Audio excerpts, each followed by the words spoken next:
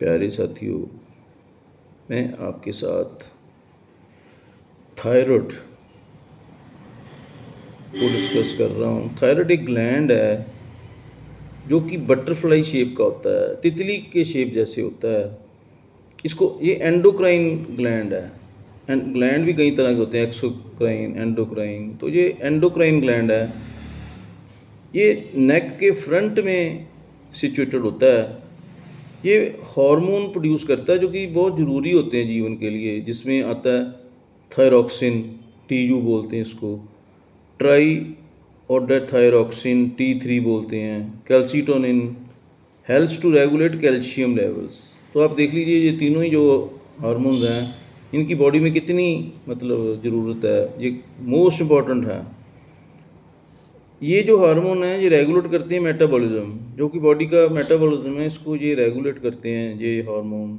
Growth and development, जो growth होती है बॉडी में और डेवलपमेंट होती है, इसको ये रेगुलेट करते हैं। बॉडी टेम्परेचर, जो बॉडी का टेम्परेचर है ये भी यही रेगुलेट करते हैं। हार्ट रेट भी जो है ये हार्मोन्स कंट्रोल करते हैं। Energy production, the thyroid is controlled by, ये अब जो थायराइड अपने आप में है ये किससे कंट्रोल होता है? इससे कंट्रोल होता है हाइपोथैलेमस, जिसको हम TRH बोलते हैं। Pituitary gland most important gland है, जो TSH, thyroid gland T3 T4। इसके जो डिसऑर्डर्स हैं वो बहुत ज़्यादा हैं, लेकिन मैं आपको 2 या 3 बताऊंगा, बाकी नेक्स्ट वीडियो में बताऊंगा, नहीं तो फिर ये वीडियो बहुत लंबी हो जाएगी। एक तो हाइपोथायराइडिज्म होता है। हाइपो का मतलब होता है अंडर एक्टिव थायराइड, जो अंडर एक्टिव काम कर रहा है, कम काम कर रहा है। इसमें ऑटोइम्यून थायरोइडिटिस होता है, आयोडीन डेफिशिएंसी जिसको गोइटर बोलते हैं, थायराइड सर्जरी बोलते हैं, रेडियो एक्टिव आयोडीन थेरेपी बोलते हैं, सर्टेन मेडिकेशन जैसे लिथियम जो कि बहुत इंपॉर्टेंट ड्रग है। इसमें सिम्टम्स होते हैं फटीग, थक जाना, वेट गेन, भार का बढ़ जाना, कोल्ड इंटॉलरेंस, आदमी से सर्दी जो है वो बर्दाश्त नहीं होती, कॉन्स्टिपेशन हो जाती है, कब्ज हो जाती है, स्किन ड्राई हो जाती है, हेयर लॉस हो जाते हैं, स्लो हार्ट रेट हो जाती है, जो हार्ट रेट कई बार हो रहा वो कम हो जाती है, डिप्रेशन, और एक पफ़ी फेस हो जाता है। ये भी इसकी बहुत बड़ी एक है कि पफ़ी फेस जो है उसको हाइपोथायराइडिज्म में लिया जाता है। तो इसका जो डायग्नोज है हाई TSH, लो फ्री T4, ट्रीटमेंट है लीवोथायरॉक्सिन जो कि थायराइड हार्मोन है, लीवोथायरॉक्सिन जो कि थायराइड हार्मोन है, रिप्लेसमेंट है जी। फिर अगली बीमारी आ जाती है हाइपरथायराइडिज्म। हाइपरथायराइडिज्म को ओवर एक्टिव थायराइड बोलते हैं, जो कि ज़्यादा काम कर रहा है। उसके कॉज होते हैं, एक होता है ग्रेव डिजीज़, ये भी एक बीमारी होती है। टॉक्सिक मल्टी नोडुलर गोइटर, ये भी एक तरह का गोइटर होता है। टॉक्सिक एडिनोमा, थायरोइडिटिंग, ये सब बीमारी हैं जो कि इसमें शो हो जाती है। इसके सिम्टम्स क्या हैं?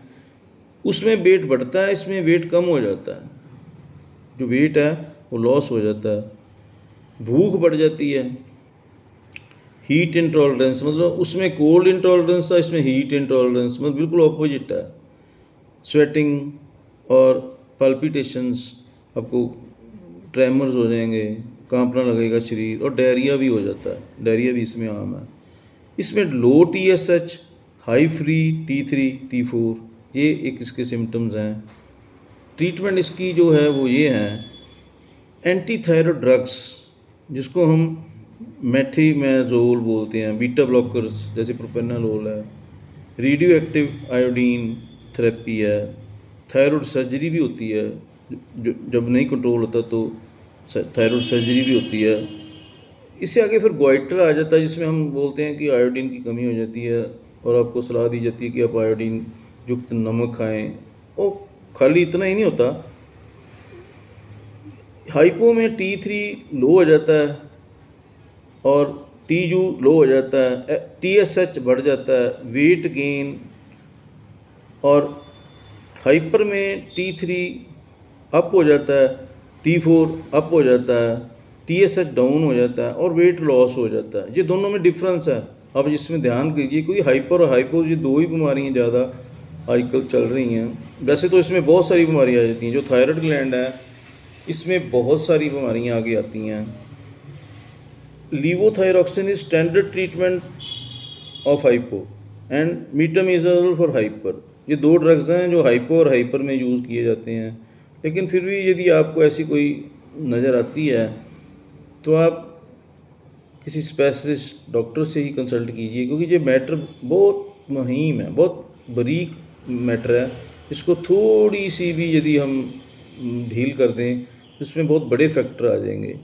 मैं आपके और आपके परिवार की मंगल कामना करता हूँ और आप वॉच कीजिए मेरी अगली वीडियो। धन्यवाद।